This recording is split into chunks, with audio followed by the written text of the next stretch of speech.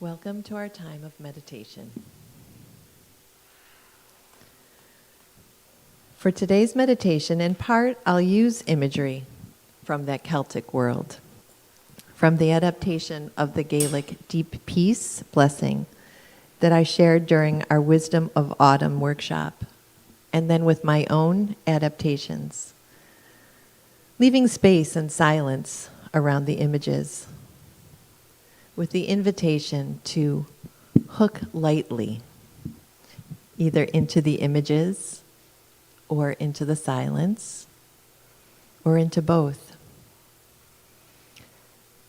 So whether you are here in person, joining by live stream, or watching the recording,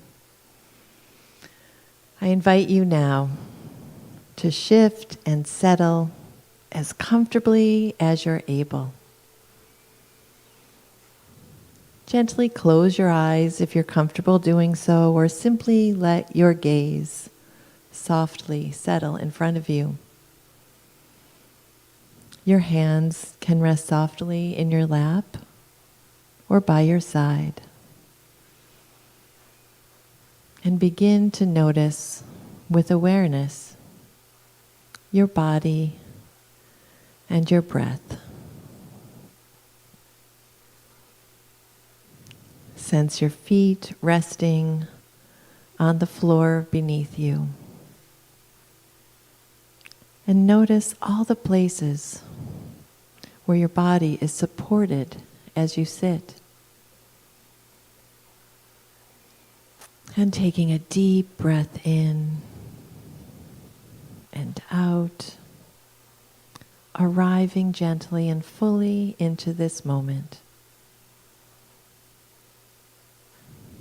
Notice if there is any tension in your body, and invite in a softening, a peaceful easing of the tightness we so often carry.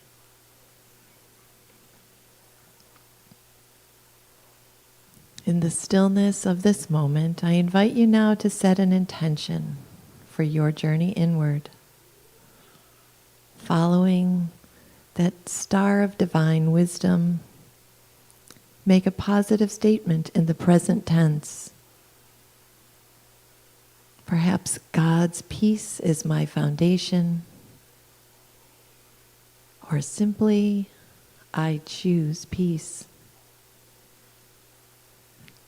Whatever wisdom arises in your heart-mind, trusting that as you go deeply inside, you are affirming the intention of resting in the peace of your Christ self.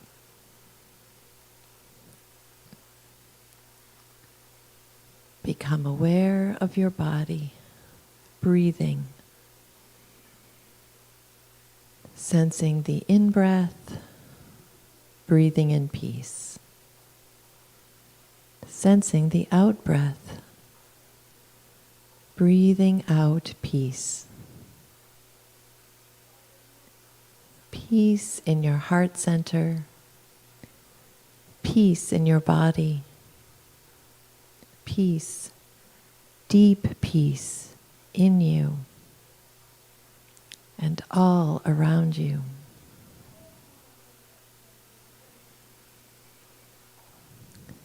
Deep peace of the running wave to you. Deep peace.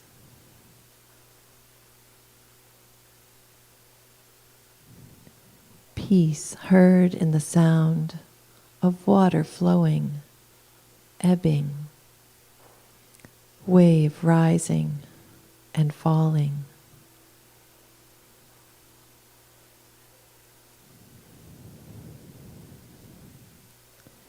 Peace in the wave of your own breath advancing, then receding.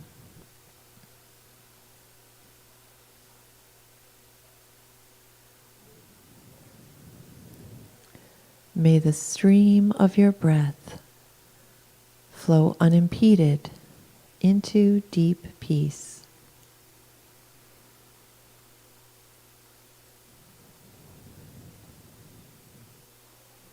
May the stream of your life flow with deep peace, unimpeded by winds of circumstance or inner weather.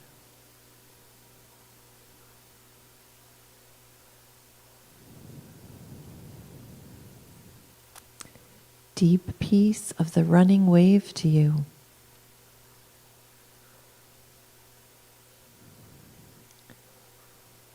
Deep peace of the flowing air to you. Peace of the air that you breathe deeply, rhythmically.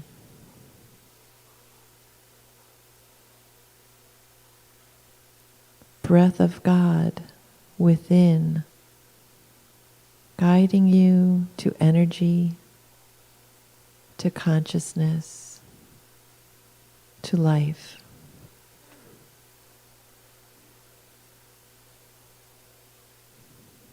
Deep peace of the flowing air and the breath of God to you.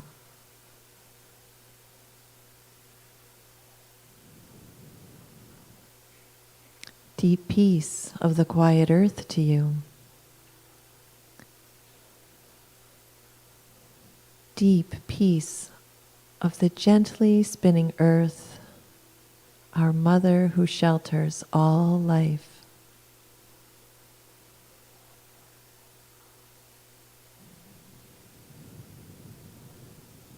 Deep peace of the earth's turning, leading us from day to night, from autumn's bounty to winter's rest.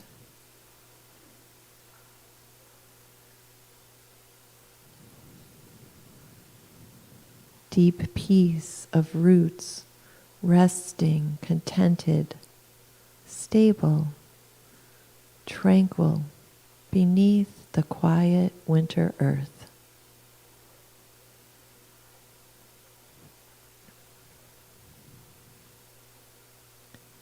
Deep peace of the quiet earth to you.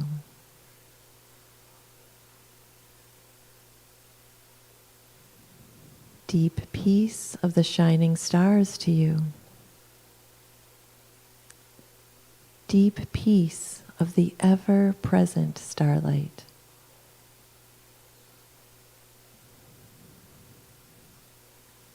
Deep peace of starlight that stays invisible till darkness falls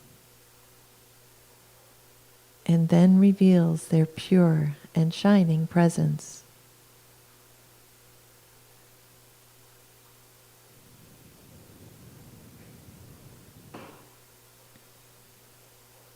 Deep peace of the shining stars to you.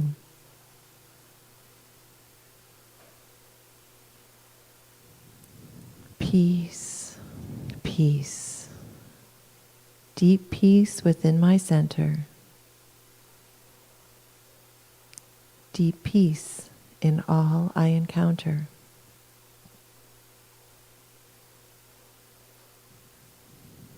Peace, peace, deep peace within your center. Deep peace in all you encounter.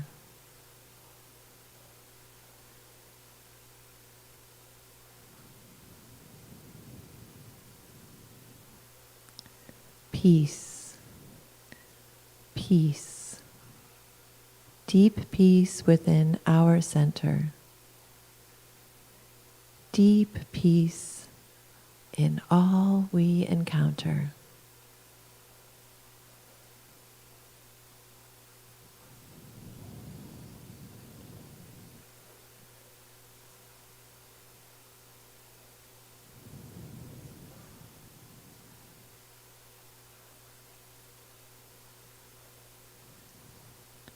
Now bring yourself gently back into awareness of your surroundings. Noticing your body resting peacefully, breath flowing in and out. Divine peace is my path and my true nature. May all beings live in peace. And so it is. Amen.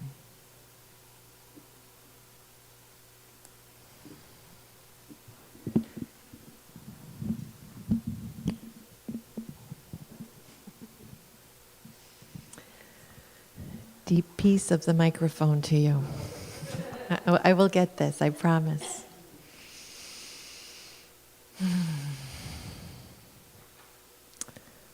Divine peace is my path and my true nature. Peace within me, peace surrounding me, peace from me.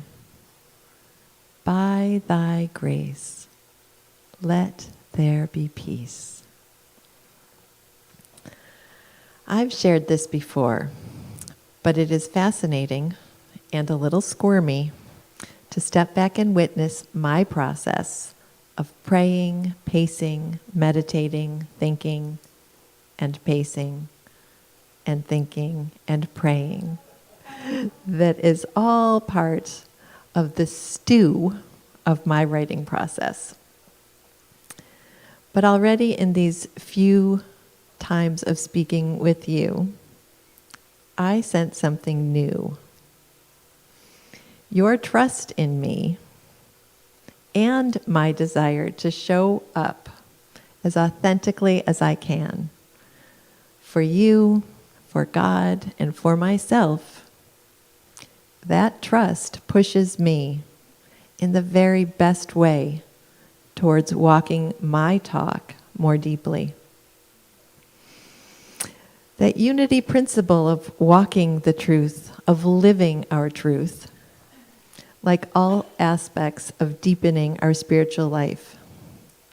It's sometimes easier to state as a principle than it is to practice it. Maybe you've noticed that. So as I share my thoughts and insights on the gift of peace and where and how that gift has shown up for me, despite my occasional fumbling in the dark, I invite you to consider, in your life, where has the gift of peace, of knowing peace, shown itself to you? On Tuesday morning, all right, I'm buffering here. On Tuesday morning, I listened to a lovely guided meditation on my 10% Happier app about calmly riding the waves. And a snippet of a Brandi Carlile song popped unbidden into my head and stayed there all week. The sacred is everywhere. You can dance in a hurricane, but only if you're standing in the eye. It had nothing to do with inner peace, the song, but it fit. And as the voice of the teacher on the meditation app, Kyra Jewell, guided us through a beautiful meditation about equanimity, she invited us to see the eight-spoked wheel of Buddhism, the eight-spoked wheel with an open center, as an anchoring image, the eye of the storm. In the meditation, she taught a meaning behind this symbol that was unfamiliar to me, yet it really struck a chord. The spokes represented 8 worldly winds, with pairs of opposites, like pleasure and pain, gain and loss, and like our lives and fortunes, the wheel is always turning. These 8 worldly winds are always blowing. Her invitation was to learn how to recognize that those opposites, which we often see as either or experiences, actually coexist with each other, and that we can learn to roll with the winds that are ever-changing and threaten to pull us off course.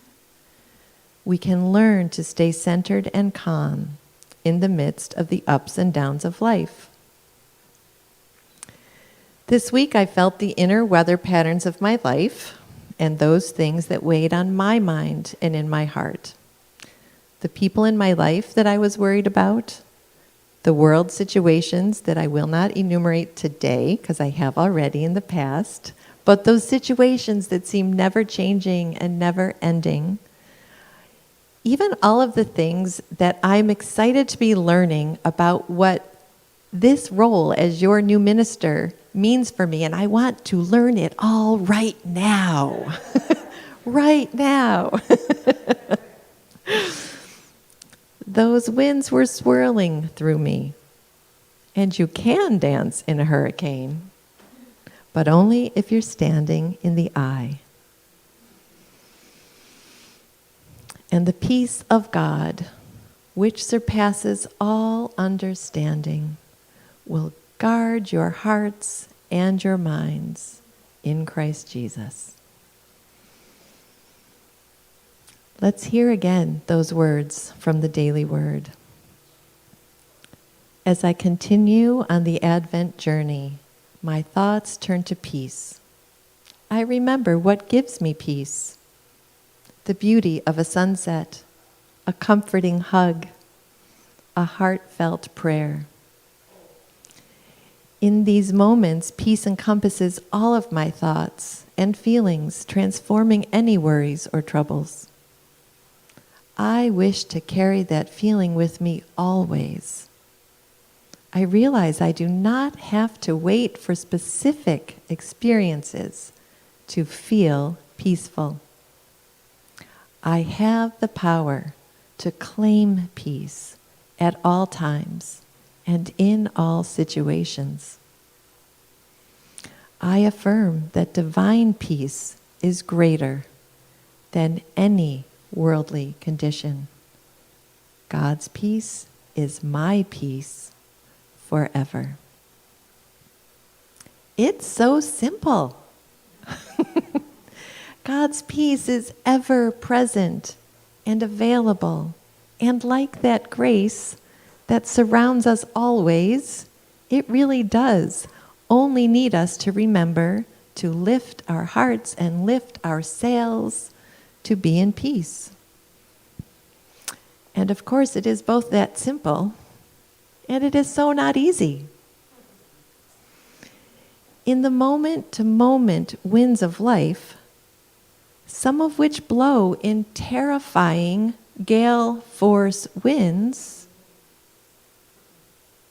what are the anchors that pull us safely into the eye of the storm?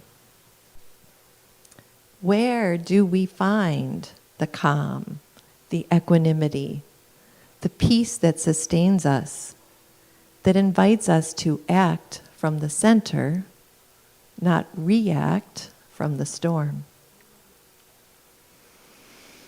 One of those anchors this week was sitting and breathing and taking in that beautiful guided meditation with the image of the calm center. One anchor was that little snippet of Brandy Carlisle, which turned into my mantra, my chant, my prayer that I sang around my house all week long. On Wednesday, the Daily Word anchored me. Fear siphons my energy. Fear siphons my energy. Oh, it really does, and causes me to shrink from the fullness of life. I remember there is no place I can be where God is not. There is no place I can be where God is not. No situation I ever face alone. God isn't just with me. God is within me. Embracing this divine protection, I am fearless, knowing all strength, support, wisdom, and love are mine every moment of every day. Prayer meditation, sacred reading that inspires and settles my spirit. These spiritual practices helped bring me back to my center, so I could once again hear the voice of God whispering. And then this time, the voice of God sounded a lot like the voice of Sam at our spirit group on Thursday night.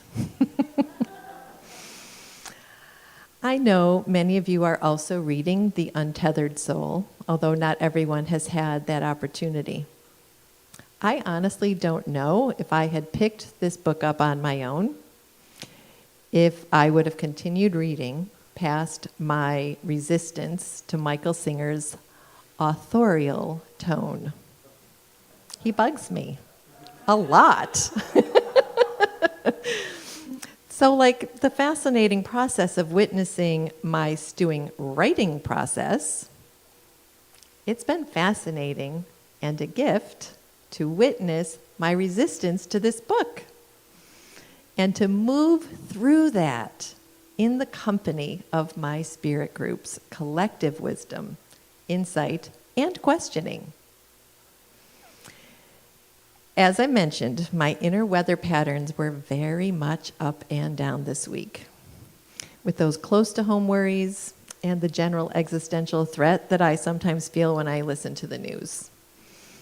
So there's spiritual practices and feeling the support of our prayer chaplains that I reached out to that all helped me come back to center. And then our spirit group both nourished and upended my comfort. One little question complicated that inner peace in a remarkably powerful way. For those of you who haven't read the book yet, Singer uses an analogy of a house that we build to protect ourselves from the dazzling sunlight of being fully present to enlightenment.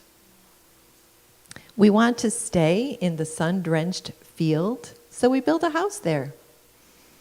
And then we eventually get locked into the safety of that house, which ultimately then keeps us from the sunlight. We each shared that night about the walls we've built, and as we circled around these chapters, into the calm of being anchored by my familiar spiritual practices, Sam's simple little question entered in. What if? What if? Might be paraphrasing a little, Sam. But what if I am meant to notice where I settle into comfortable patterns of habit, even good habits, that might then keep me from living fully in the light? What if I am not only called to feel peaceful and centered and calm, but to use that calm center to go deeper, to look again and again and again and again at the patterns of my thinking and fretting? What if the point of remembering that there is no place I am where God is not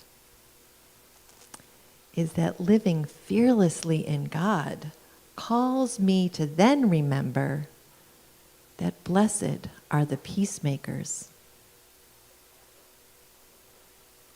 What if being a peacemaker means that I am called to be an embodiment of Christ's peace, to live in such a way that I am witness to the living truth of my faith and my principles, witness to a world that so needs that truth? Peace I leave you, my peace I give you. Not as the world gives do I give to you. Do not let your hearts be troubled. John 14. Seeds of hope a collection of writings and talks by Henry Nouwen, edited by Robert Durbach, was published in 1991.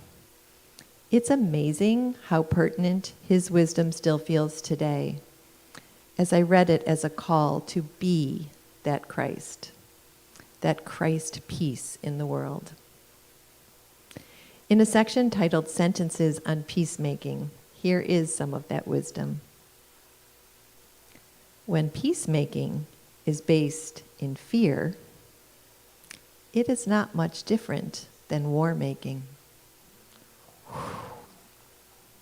That one landed.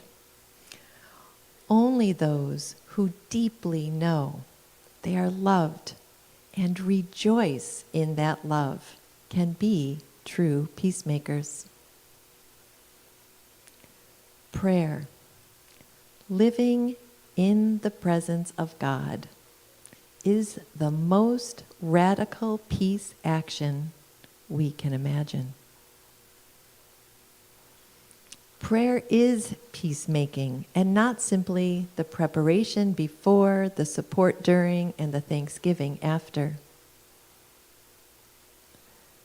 Prayer is not primarily a way to get something done.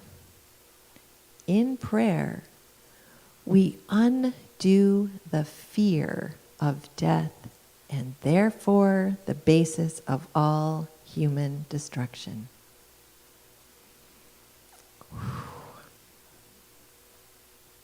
In unity, we are called to not only understand spiritual teachings, but to live that truth. If I take down the walls that limit me from living in the dazzling light of truth, and I reach a personal sense of inner freedom, is that enough? Of course not. The vision and mission of this community are so powerful because they reflect your aspiration to envision awakening for all through prayer and service. The truth is that in order for us to embody that vision, to enliven that mission, to live in resistance to the world's clamor, we need each other. In many of the writings of Seeds of Hope, Nouwen was speaking about resisting the nuclear proliferation that dominated the world's powers in the 1980s. But his words truly resonate when I think of the concerns I have today in both my personal world and in the larger world. Here then is Henry Nouwen. How then can peacemakers stay alive in this world? The simple answer is together. As long as we look at resistance as performing individual acts of heroism, there won't be many peacemakers who will survive the enormous pressure put upon them. Resistance which works for peace is not so much the effort of the brave and courageous individuals as the work of the community of faith. Individual people, even the best and the strongest, will soon be exhausted and discouraged. But a community of peacemakers, a community of resistance can persevere even when its individual members have their moments of weakness and despair. Peacemaking can be a lasting work only when we live and work together. If there is any word that should characterize the life of peacemakers, it is the word gratitude. True peacemakers are grateful persons who constantly recognize and celebrate the peace of God within and among them. This might sound at first romantic, but those who have lived through periods of true pain and agony know the mystery of gratitude.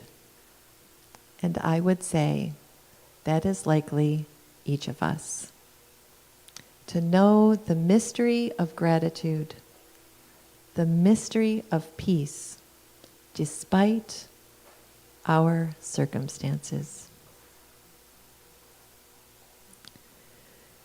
And you, my new Unity of Albany family, you are signs of peace and presence. I have already, in these past few weeks, witnessed many, many ways you support and hold each other. You circle each other in prayer. You reach out when someone in the community is facing a health or life challenge, a grief, a sorrow. You celebrate the joys with each other. You learn from each other. You teach each other. You change light bulbs, stuff envelopes, water plants. You sing. You are, as a community, living into your aspirations, into the vision you share of transforming the world. You are living your truth, even, I imagine, with an occasional very human fumbling in the dark. You are living as peacemakers so that you are tangible, breathing signs of God's goodness everywhere present. And I have felt your support as well. Your welcome and your kindness has offered me a safe place to learn about what unity is all about. Your welcome invites me to trust that showing up as real, as human, as open as I can be, that you will meet me in the center. You will meet me where we can learn from each other how to continue to grow into our vision and mission. Because the world truly needs us. So may we continue to share the practices that nourish us. And you are invited again today to do that during our fellowship on Zoom at 11:30. May we continue to hold each other gently in love and compassion. And may we hold each other's toes to the fire of spirit, calling us to be uncomfortable. May we be Advent people, fearlessly walking together with God as we grow ever more deeply into the light of truth, the light of hope, the light of peace, and bringing that light to the world. May all beings be at peace and be peace. May it be so, and so it is.